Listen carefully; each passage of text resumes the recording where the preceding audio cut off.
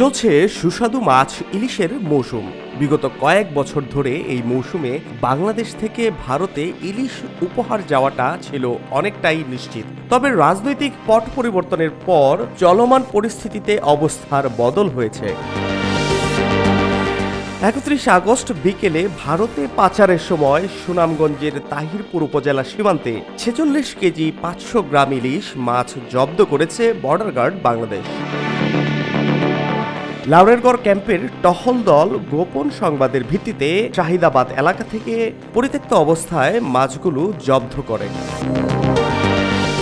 BGB সূত্র জানায়, লাউরেরগড় শাহিদাবাদ এলাকা দিয়ে চোরাকারবারিরা ভারতে ইলিশ মাছ পাচারের উদ্দেশ্যে নিয়ে যাচ্ছিল। এমন সংবাদ পেয়ে লাউরেরগড় বিজিবি ক্যাম্প কমান্ডার মুহিদুর রহমানের নেতৃত্বে একদল বিজিবি সদস্যরা অভিযান চালায়। এ সময় চোরাকারবারিরা বিজিবি সদস্যদের উপস্থিতি টের পেয়ে মাছগুলো রেখে পালিয়ে যায়। এ বিষয়ে ক্ষোভ প্রকাশ করে স্থানীয় এলাকাবাসীরা বলেন, আমরা সীমান্ত এলাকার বাসিন্দারা ইলিশ মাছ পাই না, আর চোরাকারবারিরা দেশের সম্পদ বিদেশে পাচার করছে বেশি টাকা লাভের আশায়। এদের আইনের আওতায় আনা প্রয়োজন।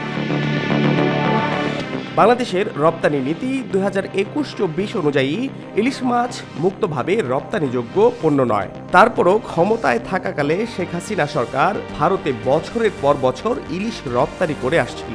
ভারতে অধিক পরিমাণে ইলিশ রপ্তানির ফলে বাংলাদেশে ইলিশের দাম দফায় দফায় বেড়ে যায়। ইলিশ জাতীয় মাছ হলেও বাংলাদেশের মানুষ অতিরিক্ত দামে ইলিশ কিনে খাওয়া অনেকের জন্য স্বপ্ন হয়ে গিয়েছিল। বাংলাদেশ থেকে আমদানি হওয়া ইলিশের সিংহভাগই পেয়ে থাকে পশ্চিমবঙ্গ। এছাড়া দুর্গাপূজাকে ঘিরে সুস্বাদু এই মাছের চাহিদা আরও বেড়ে যায়। মূলত বছরের আগস্ট থেকে অক্টোবর পর্যন্ত সাবেক প্রধানমন্ত্রী শেখ হাসিনা তার কূটনীতির অংশ হিসেবে ভারতে বার্ষিক ইলিশ রপ্তানির বিশেষ সুবিধা দিতেন। ২০১২ সাল থেকে অন্যান্য দেশে বন্ধ থাকলেও ভারতে ঠিকই ইলিশ রপ্তানির অনুমতি দিত হাসিনা সরকার। ফাহাদ শাহরিয়ার, খবর সংযোগ।